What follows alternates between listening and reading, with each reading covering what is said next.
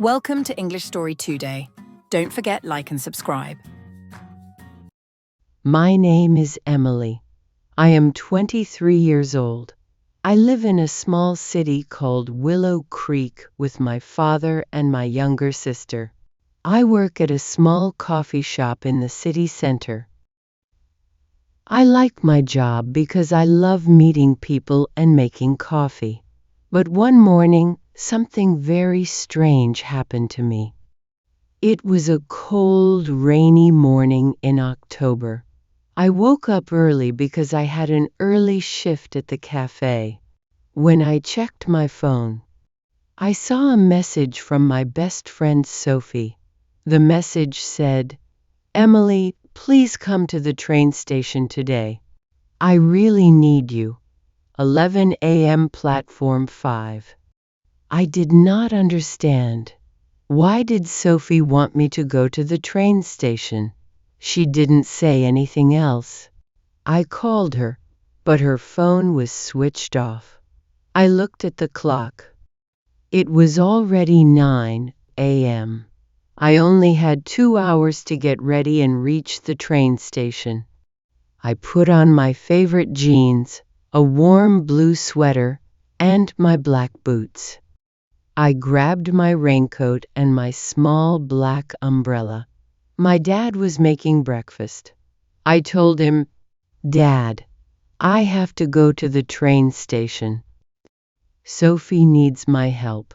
My dad looked at me with worry. He said, "Be careful, Emily. Call me if you need anything." I left the house and walked to the bus stop. The rain was falling heavily. I got on the bus. It was crowded with people going to work. I found a small space near the door. The windows were foggy, and I watched the city pass by. After 30 minutes, I reached the train station. The station was big and full of noise. People were rushing everywhere with bags and suitcases. I looked for platform 5. It took me 10 minutes to find it, because the signs were not clear. But when I reached there, Sophie was not there. I waited for 10 minutes, then 15 minutes, then 20 minutes. Still no Sophie. I felt worried and confused. I looked around and saw a young boy sitting alone on a bench. He was holding a small bag and looking very sad. I walked slowly to him and asked, "Hey, are you okay?" He looked up. His eyes were red like he had been crying. He said, "I lost my ticket. I don't know how to go home now." I sat down beside him. I said, "My name is Emily. Maybe I can help you. What's your name?" He said his name was Oliver. He told me he was visiting his grandmother, but he dropped his train ticket somewhere. He was scared to call his mom. I gave him a small chocolate from my bag and told him, "Don't worry, we will find a way." Just then, my phone rang. It was Sophie. I quickly answered, "Sophie, where are you?" Sophie sounded scared. She said, "Emily, where are you?" I said, "I'm at platform 5 waiting for you." Sophie said, "Oh no, I'm at platform 3. Please come quickly. I'm really scared." I looked at Oliver and said, "Wait here for a moment. I'll be right back." I ran through the station to platform 3. My shoes were wet and my hair was damp from the rain. When I reached platform 3, I saw Sophie sitting on the floor near a ticket machine. She looked so scared. "Sophie," I called. She looked up and ran to me. She hugged me tightly. "Emily, I didn't know who to call. I was so scared," she said. "What happened, Sophie?" I asked. She whispered, "I think someone is following me." My eyes opened wide. "Who? Why would someone follow you?" Sophie said, "I don't know. I saw a man on my bus. He kept looking at me. When I got down, he got down too. Now he's here somewhere." I looked around. People were walking everywhere. Then Sophie pointed slowly at someone near the small cafe. "That's him," she whispered.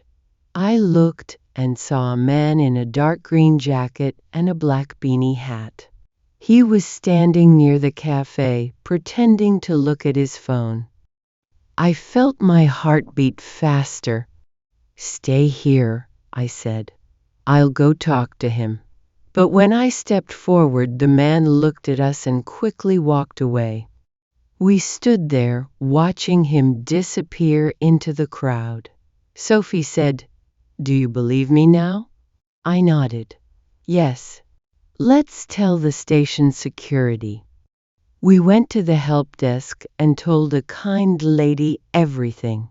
She called the security guard. The guard listened carefully and said, "Don't worry. We will check the cameras."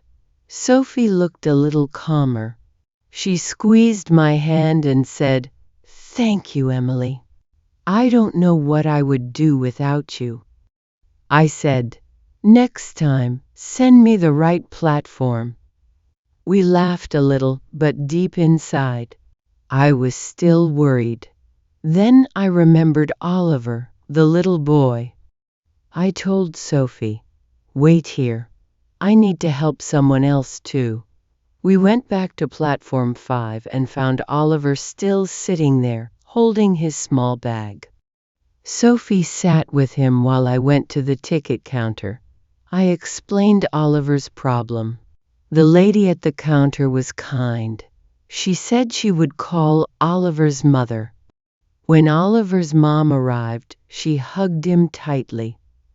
She thanked me and Sophie again and again. I felt warm inside. It felt good to help. When we left the station, it was still raining. Sophie and I shared my umbrella.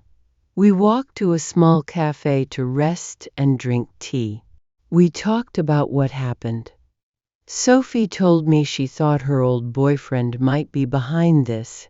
He was angry when she left him. I told her, "Don't worry, you are safe now. If he tries anything again, we will tell the police."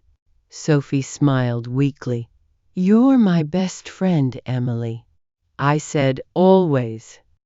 After tea, we took a taxi home. I looked out the window and saw the city lights shining through the rain. Sophie rested her head on my shoulder. I felt tired but strong. So many things happened that day. The strange man, helping Oliver, being brave for Sophie. When I got home, my dad and my sister were waiting. They hugged me tight. I told them everything. My dad said, "You are my brave girl." My sister said, "I want to be like you one day." That night, I couldn't sleep well. My mind was full of questions. But I knew one thing. I was not alone. I had my family. I had my best friend. And I had a kind heart that helped people. 1 week later, I was making coffee at the shop when someone called my name. I turned and saw Oliver and his mother. They came to thank me again. They brought me a small box of homemade cookies. I felt so happy. That day, I understood something important. Sometimes scary things happen. But if we help each other, if we stay brave and kind, we can face anything together.